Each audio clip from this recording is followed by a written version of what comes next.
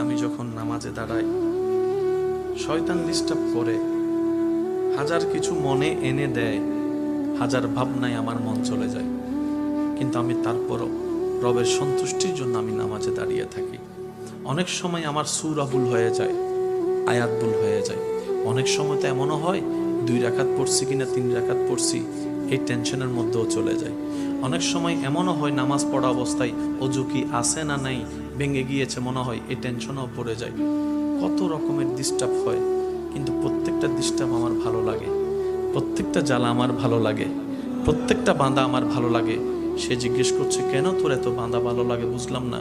বলে যে প্রেমের মধ্যে বাঁধা নাই সে প্রেম কখনো জমে না, যে প্রেমের মধ্যে কখনো বাঁধা হয় না সে প্রেমের মধ্যে আকর্ষণ বাড়ে না। শয়তান চেষ্টা করে আমাকে বিভিন্নভাবে প্রলোভন দেখিয়ে রবের রহমতের দরবার থেকে সরিয়ে রাখতে, আর আমি আমার শক্তি দিয়ে, ঈমানি বল দিয়ে, মহাব্বতের টান দিয়ে আমার সমস্ত কিছুকে পিছনে ফেলে আমি রবের দরবারে দাঁড়িয়ে থাকি, রবের দরবারে দাঁড়িয়ে থাকি।